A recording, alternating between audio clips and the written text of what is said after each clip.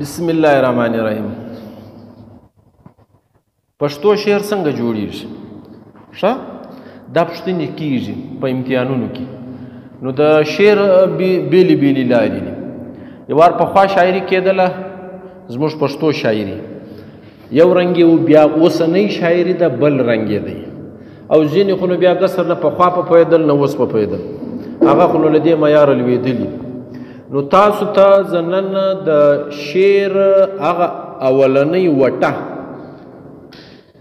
خو به پزه نه د ترازو د تول وټه هغه در ښیم، چې ځینې خلک یې څپه بولي، ځینې خلک یې سیلاب بولي، ځینې خلک یې حجاب بولي. ښه، سیلاب، څپه یا حجاب درې سره یاد لرئ، دا یو شی تر اوسه پورې چې موږ څو اورېدلي. سیلاب ته په انګریزي کې سلیبل وایي، تاسو به اورېدلي. نو د سلیبل شکل سیلاب سوی دی. صاحبزاده حمیدالله صاحب به ویل چې دا د انګریزي سلیبل زموږ په وخت کې سیلاب وګرځول شو. هر څه چې دی تر خوله به انسان توري ادا کوي. ښه، زده کواسته لیکایي پرېږدئ، وار لیک پرېږدئ، زوی لیک پرېږدئ. که موبایل لرئ تصویر یې واخست، خبره داسې ده وار سر خلاص کړئ، بیا بعد کې نوټس واخلئ، هغه خاص خبرې به در زه تېرې شي. زه تاسو ته یې وار داسې پریکټیکلي سر در خلاصوم. دا دی د ملټي میډیا لیکچر. کله موږ سره د ملټي میډیا یو سورس وای، نو به مې یو رڼا درته جوړه کړې وه، په یو کارټون به مې دا خبرې کړې وې. نو له موږ سره هغه نشته. الله تعالی د انسان د ایکسپریشن د اظهار دپاره، د خبرو د دننه د رایستلو دپاره ژبه پیدا کړې ده. ښه، غږ یې پیدا کړی دی، خوله یې پیدا کړې ده. ښه، سا خو نو په هر شي کې شته، چې سا نه یو کار نه کېږي. اوس نو د سا د خبرو کولو ادایګي سیده دا د انسانانو په مزاج ده. یعنی د ګونګي هم خپله ژبه شته، هغه په اشاره غږېږي، چې هغه لاس هم نسته، سترګې هم نسته، ګونګی هم نه د یو شي، د هغه هم یو ژبه شته. نو دا ټول په ایکسپریشنز کې راځي. دا فلالوجي لرویه چې دی کم اظهار کوي، دا د اظهار دی، دا د ژبه ده. د ژبې دپاره دا حرفونه چې دي دا د چاغه پښتو دي، د چاغه اردو دي، د چاغه بله ژبه ده. ښه، اوس نو ما ته ګوره، زه یم کور.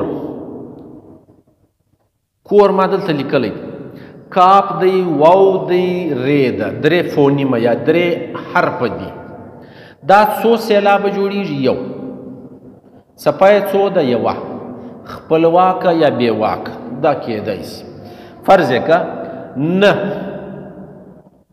زه نه درځم، زه نه درځم، د کور سړی. موږ نن سبا د داسې لیکو، د کور سړی. ګوره، د یوه، کور دوه، سړی،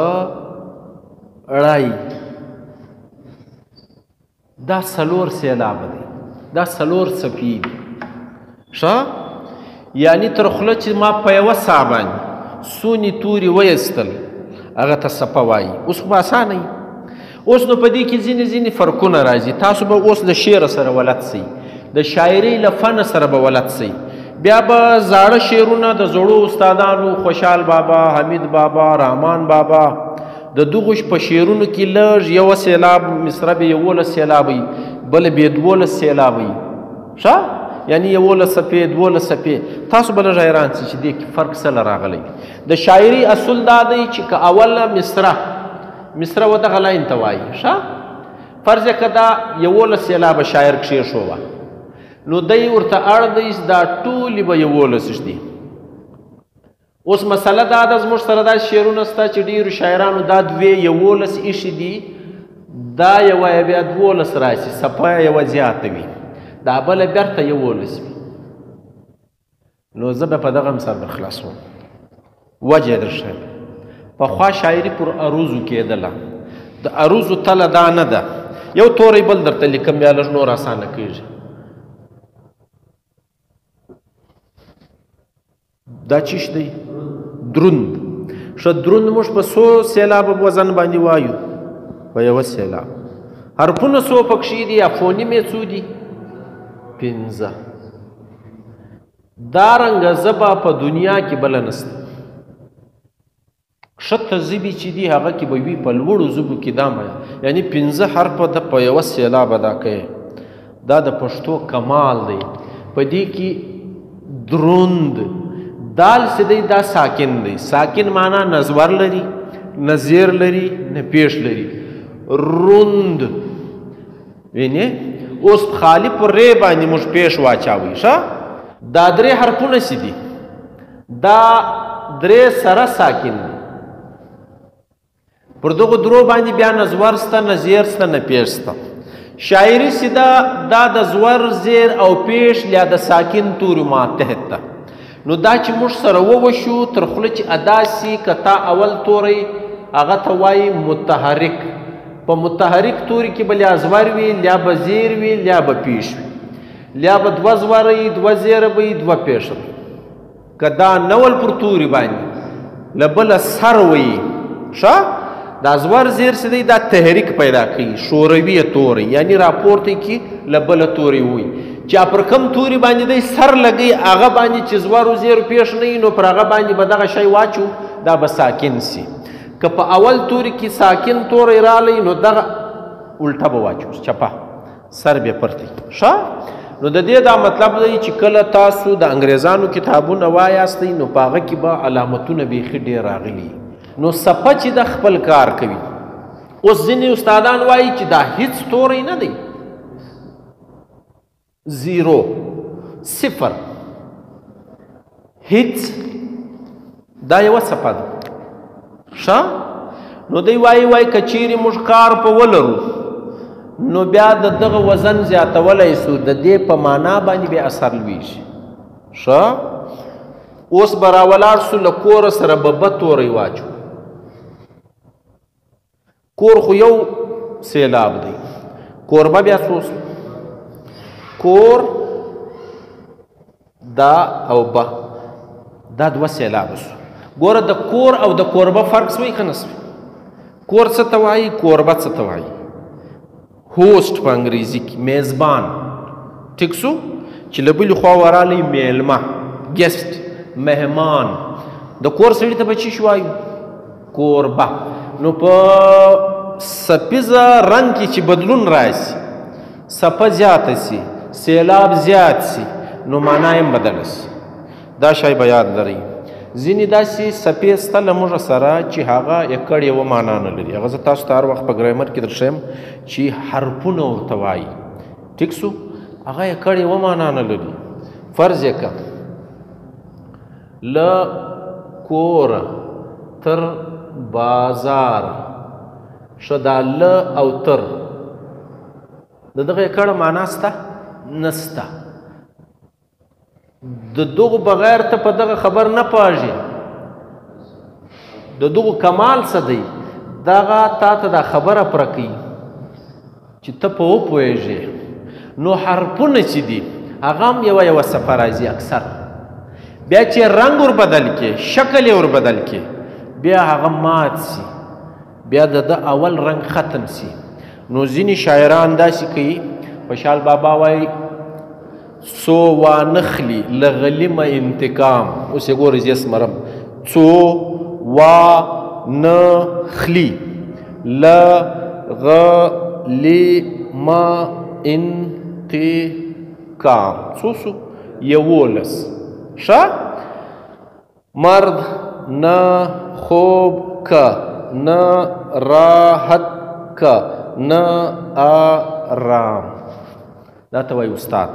اوس مسله دا ده په دې قصیده کې بله مصره چې راشي هغه 12 ده. ښه د وزن خیال نه دی پکې ساتل سوی. هغه کې مسله دا ده چې د خلکو په دا سر نه خلاصېږي چې خوشحال تېروتی دی که پښتو ژبه پخوا داسې.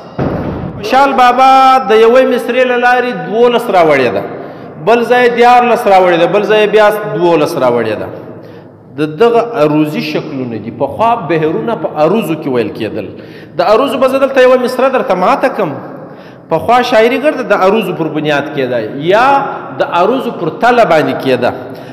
بیا چې صفه موږ وپېژندله، په صفه کې دننه فرق راځي. په پښتو کې، په انګریزي کې، د دنیا په هره ژبه کې یو رنګه توري راځي. اوس یې زه درښیم. دلته وګورئ ګسه به څلور توري ولیکم لور لور لور لور څلور سره مو ولیکل هر یو چې دی یوه صفحه دی ښه اوس راولاړو پر ځینې خج اچو پر ځینې زور زیر اچو سټرس په انګریزي کې ورته وایي خج در پیژنه ښه دا لور دی طرف ټیک سو اړخ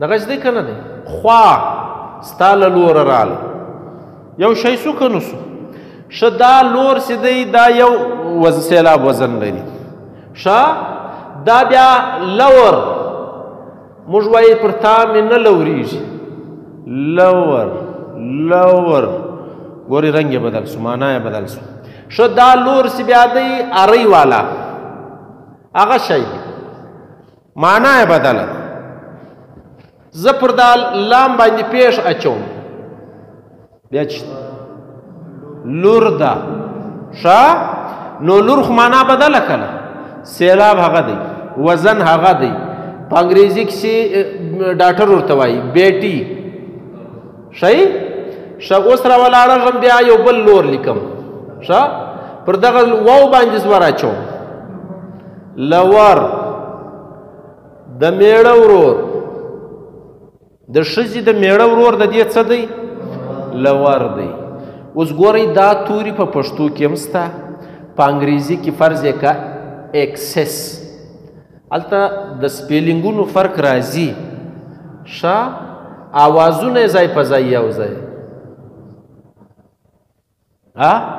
د دغه اکسس معنا یو چاته رسایي کول رسېده د دغه اکسس معنا زیاتوب اکسس اف ایوریثینګ از بیډ هر شی چې ډېر سوی تاوان لري او آی هیو نو ایکسس ټو پرایم منسټر زما تر پرایم منسټر لاس نه رسېږي هغه ډېر ښه میړه ښه نو دا شی اوس راولاړ څه په انګریزي کې د دې شکلونه وګورئ په انګریزي کې فاین څه ته وایي زه ښه یم او جرمانه ته چې شي وایي هغه هم دغه شی یو فرق یې نشته عربي هم داسې ده فارسي هم داسې ده نو تاسو به یو شی یاد لرئ چې د څپو پر بنیاد باندې که اعرابونه بدل سو بیا فرق راوړي معنا یې بدلېږي دا چې زړه زړه خو ګرد پېژنئ زړه به څنګه کړو دلته به دا کښنایي خج واچو یعنی په زړه کې یو خج مج نسته په زړه کې په رړې باندې خج را روان فشار را روان سټرس را روان زور را روان ښه نو زړه زړه توری مات شوی توری واوښتی زړه اوس به په املا کې هم ولد ساس دی که دارنګه ساده لیکل سوی دی خو زړه دی که زور پر لوېدلی دی زړه ده ښه دی اوس نو اساني پیدا کېږي اساني په دا پیدا کېږي چې موږ له بنیاده سره وټم په لاس کې ده اوس دیولونه په خښتې را سره دي نو دغه صفحه چې موږ وپېژندله که په دغ کې بیا موږ لږ لاسونه ووهل هغه خامخا رنګ بدلوي د څپې رنګ خامخا د کور او کوربه مثال مه درکړي رحمان بابا وایي په ښایست زما د یار نه دی خبر څوک په څو دی شا است ز صحیح دی ما د یار سی دی نه دی خبر به ور نه است ګورئ په سا باندې په یوه سا خبر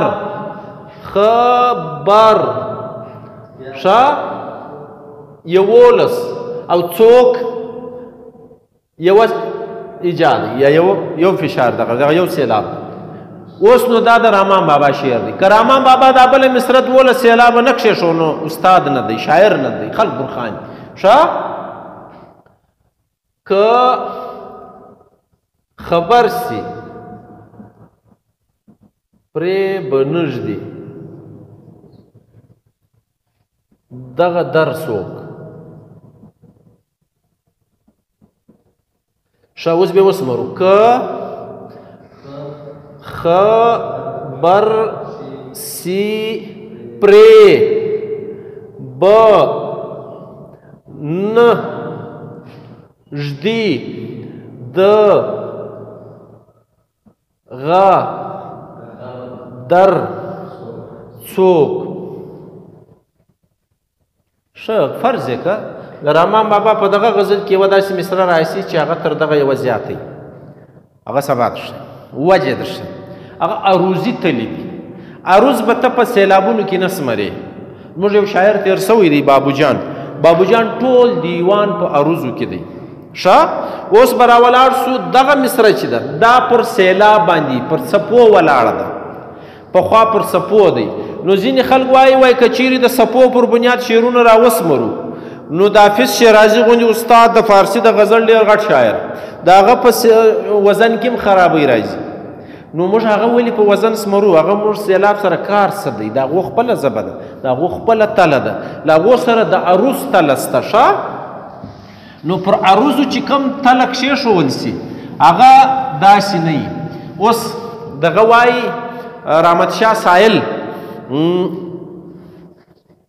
دا زما زړه که تصویر د لالهزار دی راتېر سوی د خالونو په بازار دی اوس یې وسمرئ دا زما زړه که تصویر د لالهزار دی څو څو 12 راتېر سوی د خالونو په بازار دی پرسو که نسو ښه زه باران د کاڼو هم وزلی نه وم زه باران د کاڼو هم وزلی نه وم سوال هم نه پیدا کېږي زیات ښه چې پرې مړ سوم دا د چا د ګل ګزار دی چې پرې مړ سوم دا د چا د ګل ګزار دی 12 که نسو ستا جبین او پر جبین د زلفو لوبې ستا په مخ کې چرته دام او چرته دار دی ښه او روغ د داسې تماشو کله جوګه وي محبت د لیونو